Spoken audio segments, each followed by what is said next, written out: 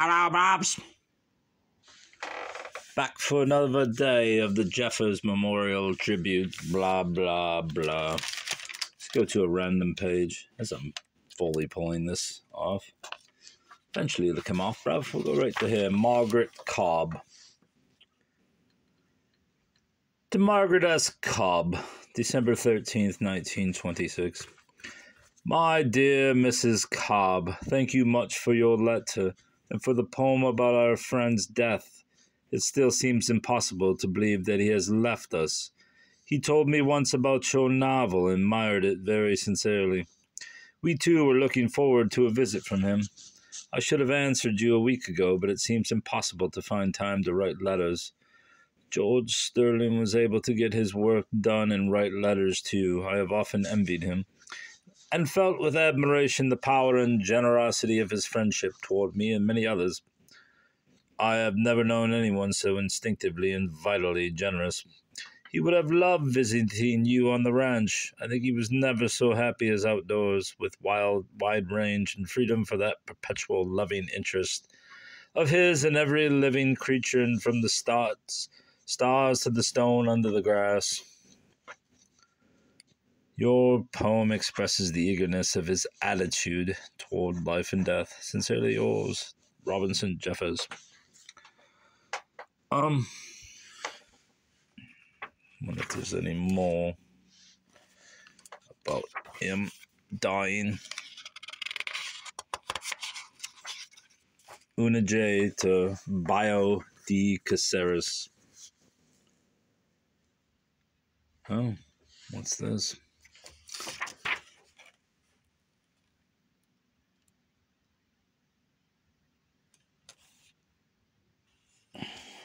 Harriet Monroe.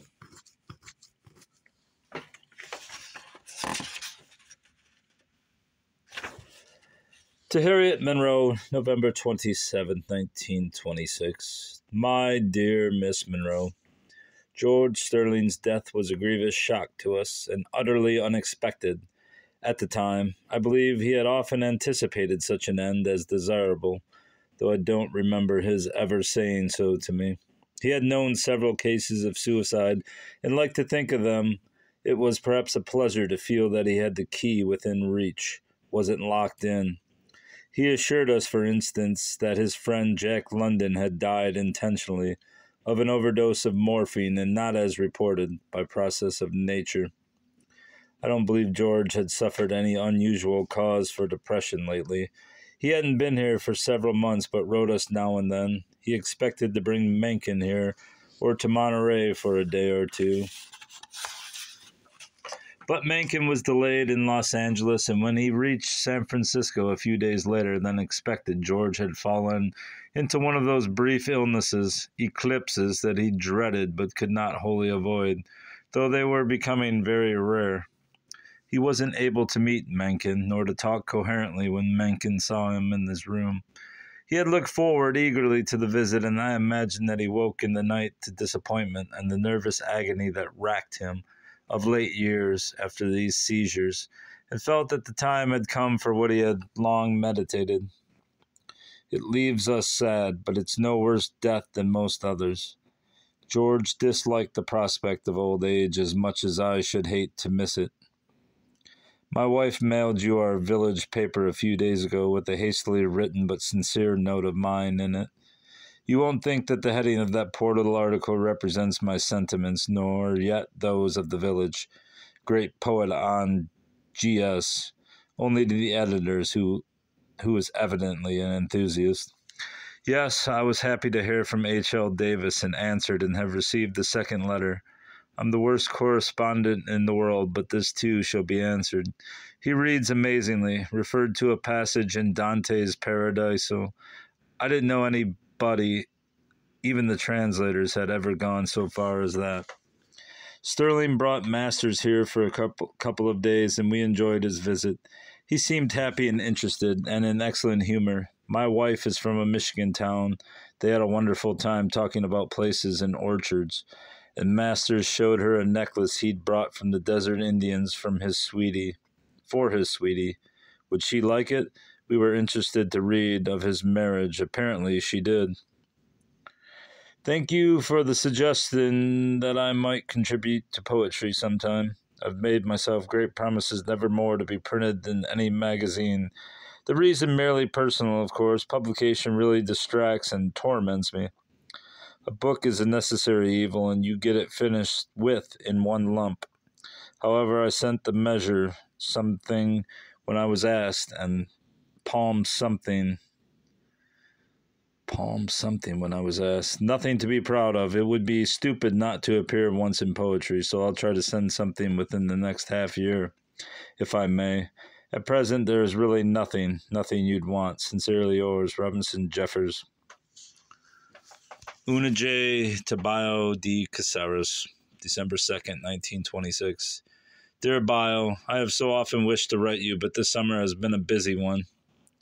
And now the autumn brings its labors too. There are many people coming to see us, and I find it increasingly difficult to do my part, which is to keep Robin undisturbed. Many people work best, I think, when they are stimulated by outside influences and clashing with other minds, but not my husband, who gets quite numb when he cannot pursue his own quiet and solitary way. Then, too, we had our first serious illness amongst our young this summer. Garth caught measles, which settled in his tonsils with fever 104 plus for several days. Afterward, it was necessary to keep him quiet and in bed for a fortnight. We were distracted with anxiety. We loved them too much for comfort. Now our minds are full of George. He was the dear and special friend of each of our household. I wonder whether you have correspondence in San Francisco. At the risk of repeating details, you know I will tell you a little about it all, for I know he was fond of you both and would say he knew of no one who had the lightning flash of Ben's mind.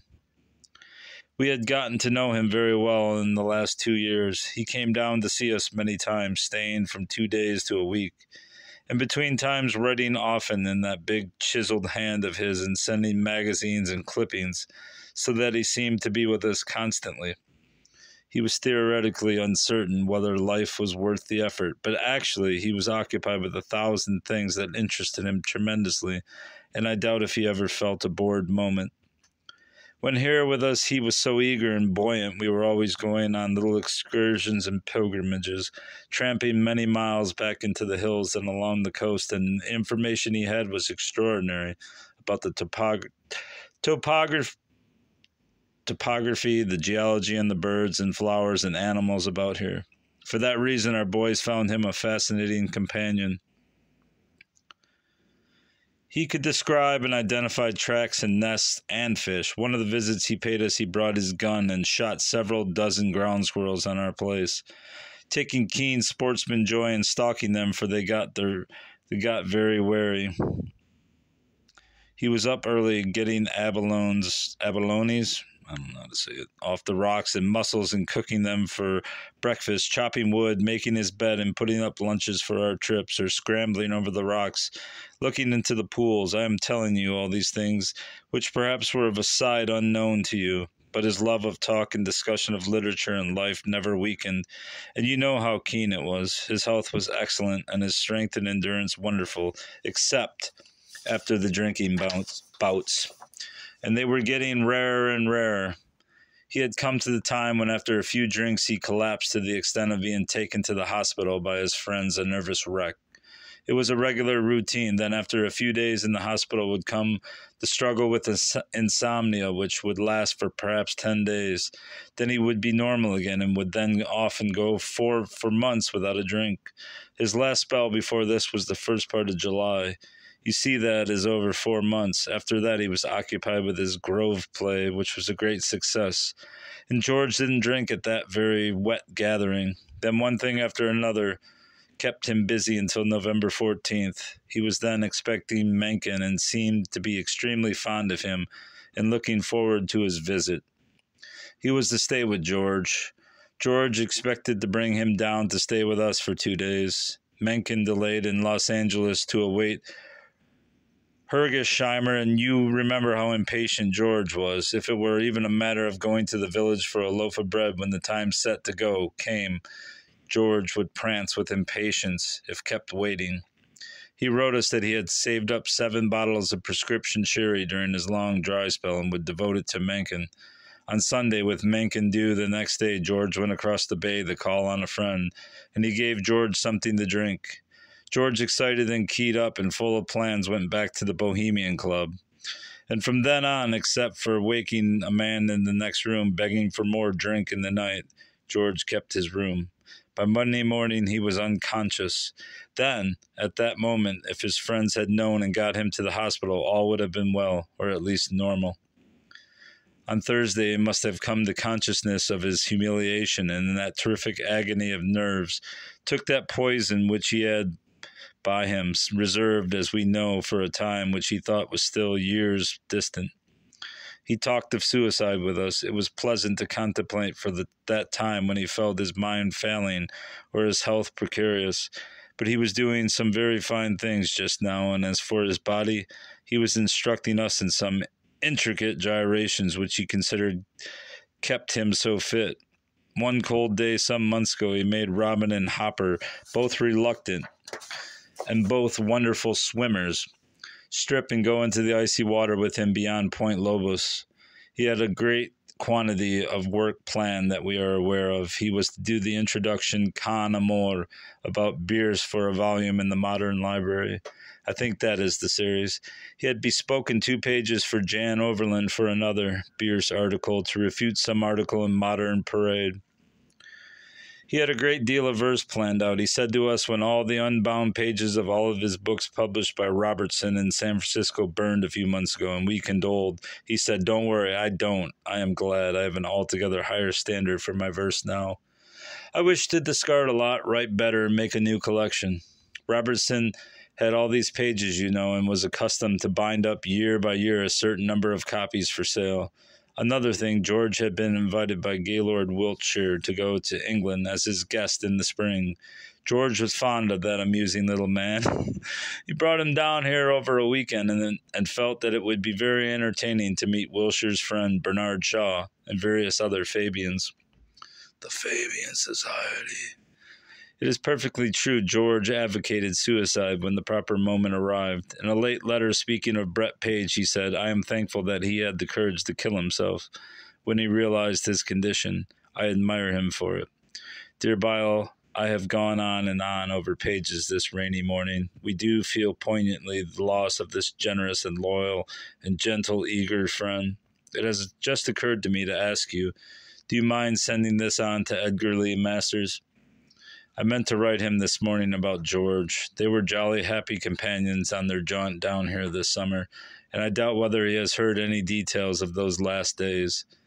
It is so difficult to find time for letters with immediate tasks pressing on one from all quarters. So if you'll do this friendly and homely favor, send it on to Masters, and I will write him a note this morning telling him to look out for it. We have been addressing him at 15 Gramercy Park. It will be forwarded, I am sure, if his marriage gives him another address. Perhaps you will think by making this suicide seem accidental, almost at this time I have taken away its artistic value as a gallant gesture. Perhaps so, but George didn't need to make any gestures to convince his friends of his bravery, and I won't have him played up as desperate and impoverished and senile. He was none of these things, and it is not kind to pretend that he was. One more item about George. Even his love affairs were in a pleasant and suitable condition. While he had many gay and young dancing partners, he had for several years a love, not too violent, but charming and pleasant, an Englishwoman who was devoted to him, but not too exigent, and always there when he wished. He brought her here twice. The San Francisco papers speak of her as a bereaved fiancée. I don't know about that, but I know affairs drifted along contentedly.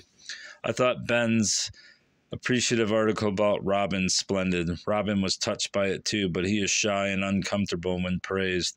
He seems quieter under abuse. Now goodbye. I have owed you a letter for a long time, but when have you received such a long letter from anyone?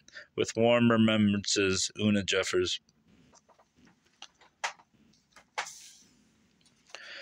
Dear Albert Bender, your article about George seems to me quite the most beautiful and the most true and essential feeling of those I have read.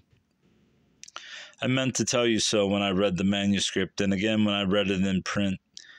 It is the one that brings him back as one knew him, and as one wishes others to know him. The one by Burgess, R.L. Burgess, in Last Overland magazine is splendid too, but more external than yours, less near its subject. Miss Lee, the Overland editor, writes that she is going to devote her March number to reprinting George's last contributions to the magazine. Make it his number. I've promised to send her something for it, probably a poem. The San Francisco Review, too, asked for something about him, and I sent them a sonnet, George Sterling, the other day. Not as good as I wish it were. It couldn't be, but sincere. Harriet Monroe wrote me a most sympathetic letter of inquiry on first hearing of George's death. Jim Rorty, too, a very sad little letter, the first I've heard from him in several months.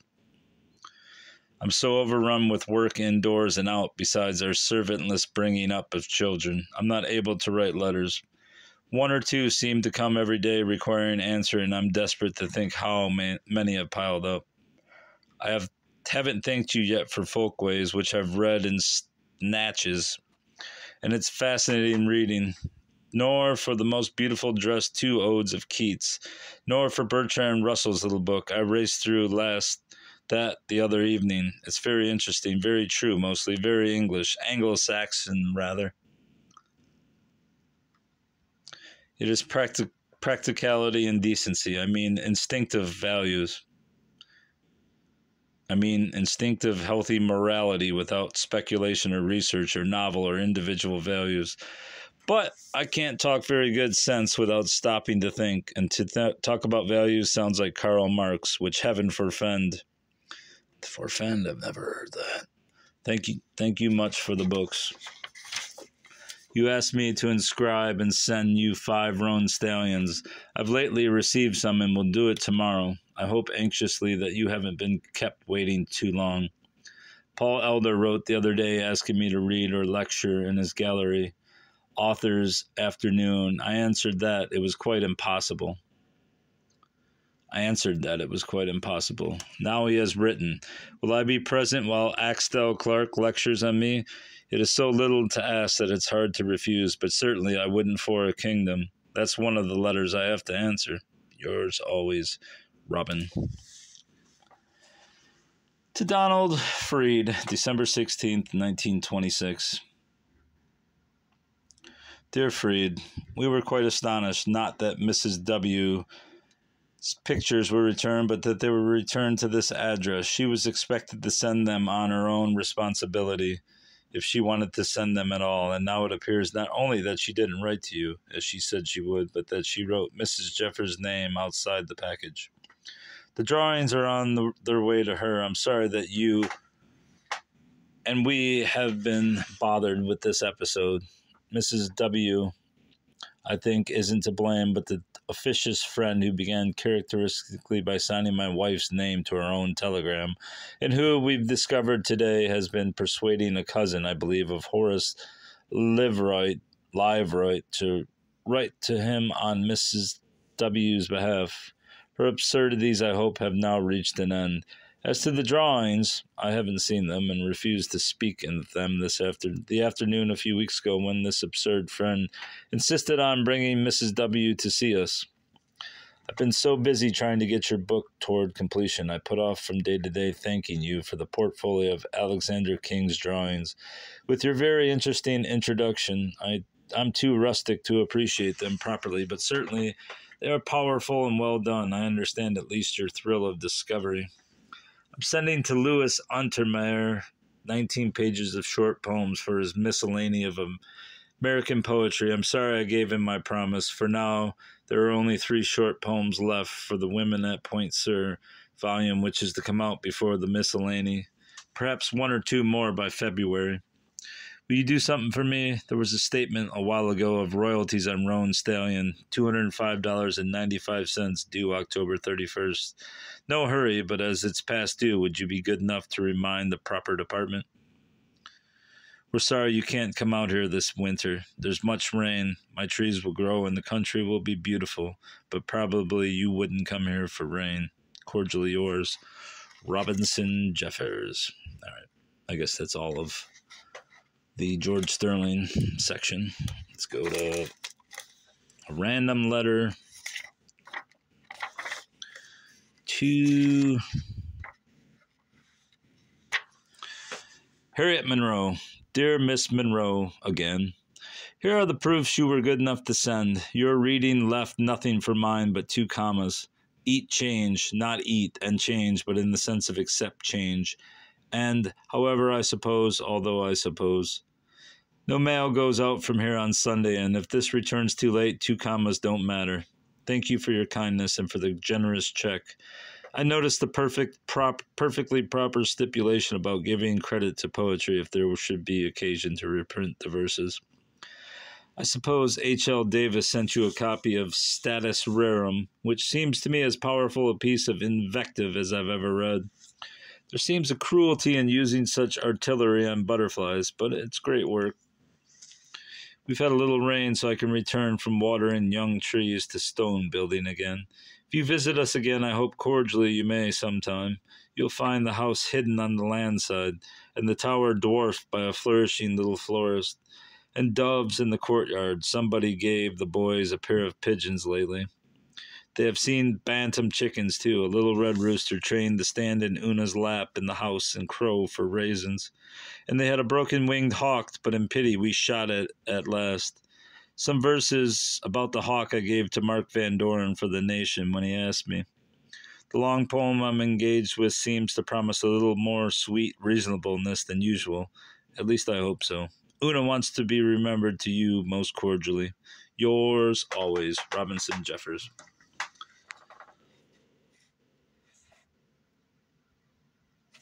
There he is again, asking for royalties from Donald Freed, December 7th, 1927.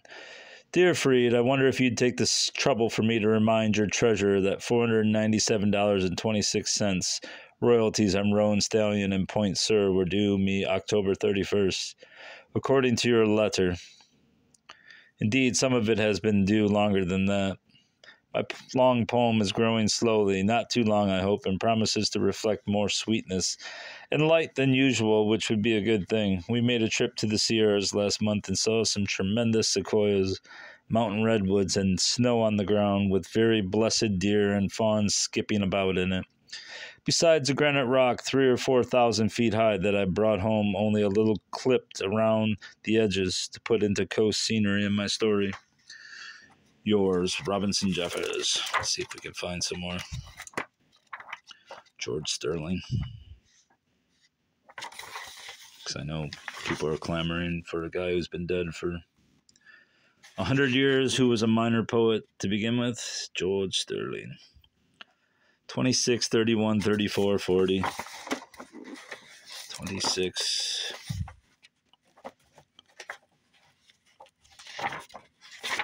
See what George. Might have already read these, but I don't really care. Jeffers. Up into that house. To George Sterling, July 5th, 1924. Dear George Sterling, your letter quite toppled me over like that poor city in Ohio the storm visited lately.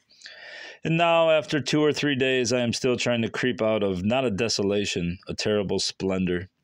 One can't accept such praise, and I'm not inhuman enough to put it aside, or mean enough to be critical where you have been so generous.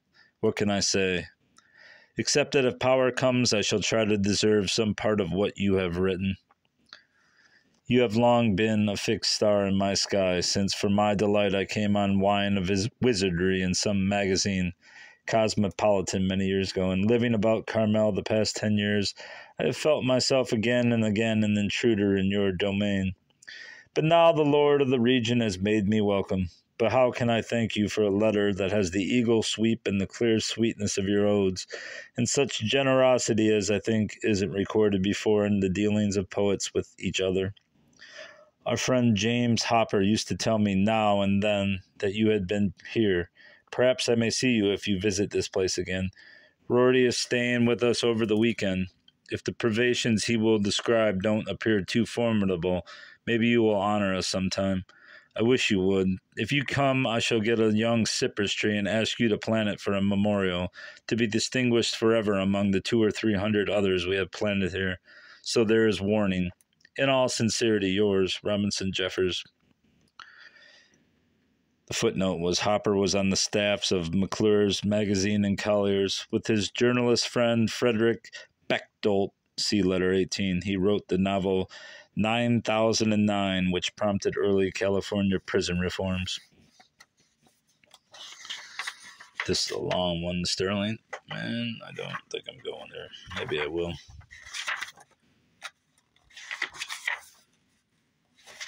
I can't skip to that one if I don't do this one. To George Sterling, Sunday, 1924. My young brother, who is an astronomer but disagreeable and pervades the house with damned radio experiments, is stopping here on his way to Lick Observatory, and I've been fighting several days for an hour to write to you. Before he came, there was a man laying linoleum. Forgive me for questioning whether you don't take fashions too seriously. You have Shakespeare for precedent. You remember the sonnet that says he would have been equal to the others if he had grown with his growing age, but then one wonders whether the age very much outgrew him. What is good in the modern movement in poetry, as in most earlier modern movements, is a return to reality, I think, and precisely reality is one of the qualities that make your old anchors such a splendid poem. They are not heraldic anchors, but real ones in a junkyard, and you see them lying there with the rust on them. This is one of your poems I wish your grandfather, the whale killer, might have read. Yet he could never have loved as I do the superb last stanza and last line of it, nor indeed any of the lines, for it is perfect. To return to theory, I think two essential qualities of poetry are that it be rhythmic, and not in the sense in which we talk about rhythmical prose, but with fairly regular recurrences, metrical or other, making it at least a tidal regularity. The tides don't follow the clock nor yardstick, but they are regular if you see enough of them. And that it deal with things and emotions that are permanent or capable of perpetual renewal. Perhaps you have noticed how much of the modern movement fails to be rhythmical and deals with God may know what. It's not the movement, but the man. Perhaps I spilled enough pedantry. Lafleur was here once to see my stonework and told a buried treasure story that had a beautiful picture in it of a ship wrecking on Point Lobos, bales of rich-colored Chinese silk spilled on the waves, and vaqueros on the rocks fishing for them by tossing out their spurs tied to the ends of their lariats. I'm glad he is seeing Tamar. Long ago I read Neihart's Man Song. I have never heard Hugh Glass nor the Song of the Three Friends, though of course I know about them. To my shame, I have never read Lilith nor the volume of your selected poems. I certainly shall read them soon in any case. I'd be extraordinarily happy if you'd send them, but now I have I'd be extraordinarily happy. I can't do it. I'd be extraordinarily happy if you'd send them, but how have I deserved it? Rorty had two things, among others, to say about you: that you have a fault of humility, and I see it as true, and that your work grows steadily better still. Perhaps that fault is one of the sources of the excellence, but it will take much to outshine the splendor of the great sons of your testimony. Astronomers are curious folk. My brother is a mathematical one, and I doubt whether he could point out Orion on a clear winter evening. There is a great deal more I want to say, but I hope there will be another opportunity. Don't forget us if you come to Carmel. Pro Christi et Ecclesia reminds me of the Latin we have just cut in marble to set in the parapet of the granite tower I'm building here. RJ Suis manibus me terram falconis fecit. We call it the Hawk's Tower for the sake of a sparrowhawk that used to perch daily on my scaffolding. All right, so it wasn't a hawk or a falcon. It was a sparrowhawk. I guess that's a hawk. So we have hawk gargoyles and a keystone with a hawk carved on it. Well, pro versa ecclesia, tus remainable. Robinson Jeffers. That's going to be 30 minutes here, Bubba. Bye, Bubba.